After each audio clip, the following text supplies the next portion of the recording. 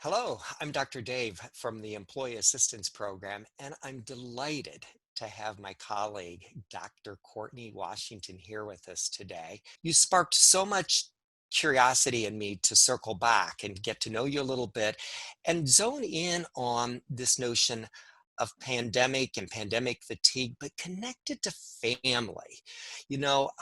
Being in clinical practice, I know you're seeing individuals and family systems, and I'm curious, what the enduring and cumulative effects, well, not only the pandemic, but the world tilted Mhm. in 2020. And so, what are some of those enduring and cumulative effects? And then to lean into some resources. Yeah. The world has shifted a lot, and we are experiencing something that is unprecedented, right? So I think the overall level of stress that people are experiencing has multiplied exponentially. I know I spoke with my father when the pandemic first started and kind of asked, Dad, have you ever been through anything like this? And he said no. And never in my life have I asked my dad something like that, and he hasn't had an experience that he could share with me. So I think that just really speaks to how bizarre what we're living through is right now. Obviously, people are concerned with financial aspects. People are losing their jobs, losing their livelihood. There's safety concerns, just general levels of stress going out to the public, doing a normal everyday thing like a grocery run. But something that I think we underestimate is this idea that we're all stuck in the same house together all the time, right? Couples are working together, kids are going to school in the same environment, and so we're not really getting those separate spaces. This can make it really hard for us to balance our own needs, our mental health needs, and the responsibilities associated to parenting. I think of particular note right now is how the impacts of the pandemic are affecting women significantly more than men. Some of this is due to the disparities in household duties and child rearing responsibilities that often still fall to women consistently. And, of note, 4 times more women have left the workforce than men. So I think the enduring effects of that could be, long lasting. As a parent and as a family therapist and nurse, this notion of dyads or coupling or team, how do we do a better job Hmm. with our mates or the people that we're connected to, that we should be a team with, but because of close proximities and the disparities that you mentioned, how do we how do we navigate that a bit? It's really, really important to figure out what works best for you. And the only way that we can do this is to talk and communicate openly about our expectations and kind of what fits best for us. I always joke with my husband, it may seem unromantic, right? But we're kind of told this story that you meet someone and you fall in love and it's a fairy tale happily ever after. Well, anyone who's been in a long term relationship knows that that's not actually the case. And it requires a fair amount of work, right? So, really working on reframing why we're in this relationship. Are we in it to swoon every day and not be able to keep our hands off of each other? Or is it really about partnering and coupling to build a life together and to work towards a common goal with someone who you get along with and like? You mentioned, I think, in your blog or perhaps in our conversation, this notion of letting go. Um, and things don't have to be perfect. Mm-hmm. And oftentimes we have a world where women in particular have bought into this notion for whatever reason, lots of marketing materials around perfection.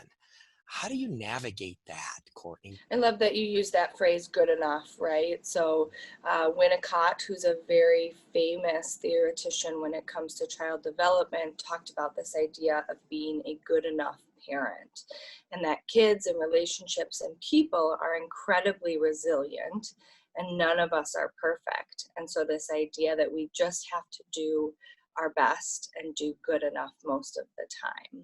Honestly, Dave, that takes constant effort and constant reframing. And the more conscious we are of it and reminding ourselves that, you know what, today I might only be able to give 50%, but I'm going to do the best that I can with that. And I have to be able to just get it done and move on, because then at least I'm still moving forward. And on other days, I have more to give, and that's okay. That really connects well, what you're saying with this overarching framework that I use. I'm hitting that pause button all the time. I had to hit it before I called you today, because I was anxious and I was like, Mhm. I love doing these things. But can you talk a little bit about mindfulness? I think for me, the big thing about mindfulness that sticks out is the importance of the non judgmental aspect, right? So we have two pieces to mindfulness: acknowledging what we're experiencing, what's coming up for us, and doing so without judgment. And the judgment piece, I think, is where we get so caught up as individuals, as systems, right? We think we should be doing something a certain way. And that's just not realistic, right? Different Mm, things work for different people. mm, And so, really kind of taking that step back and noticing what you're experiencing and not placing a label on it. Because mm. at the end of the day, our feelings are not good or bad.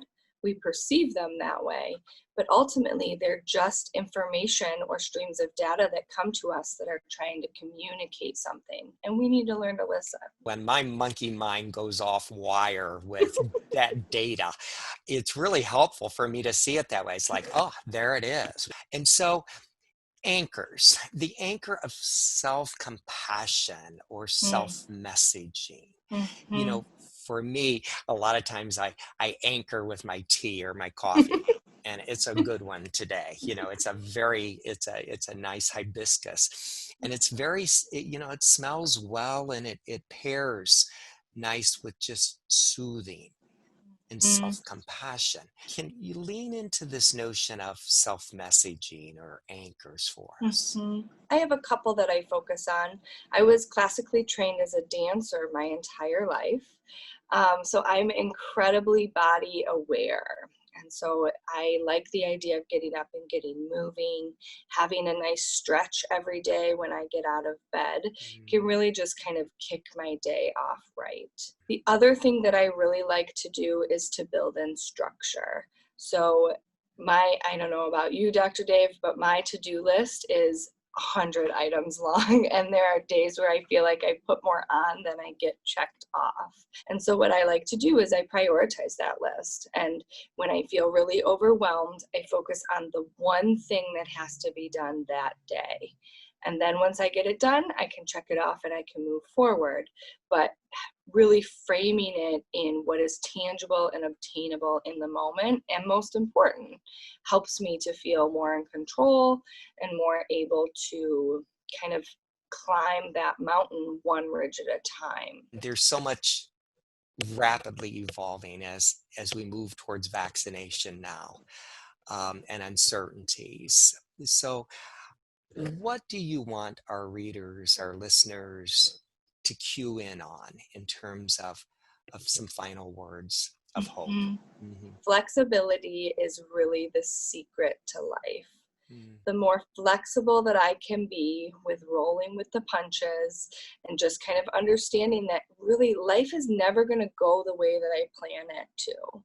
So the more I can kind of take that stuff off the cuff and move forward and move through things, the greater opportunity I have for new experiences or adventures. And I also think that that reframe around opportunity, right? I find myself some days saying, oh, I have to go to work or I have to do this. And a simple shift in saying, I get to go to work, I get to do this really cool blog with Dr. Dave today, can be really, really helpful in changing that mindset. there are times where, my wife wants to take me someplace, and suddenly I'm agitated because it's not exactly.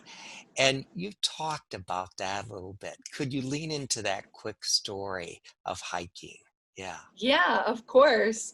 So my husband and I also prefer like the term partner as well because it really just highlights that dyad and the importance of leaning on each other. But we hike and camp and backpack, and this is not something that I was into really until him. So it's been a huge learning experience. And every time we go somewhere, something goes wrong, right? It's never going to go as planned.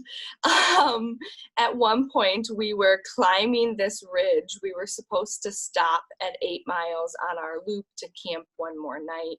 And we were climbing this ridge, and we had our dog with us, and we were almost out of water, and there were no campsites to stop at. And we had to push forward.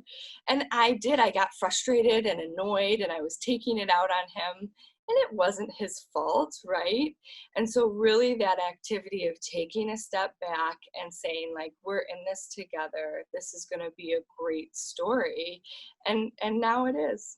Yeah, yeah. And now it is. And now it is. I appreciate your words, Courtney.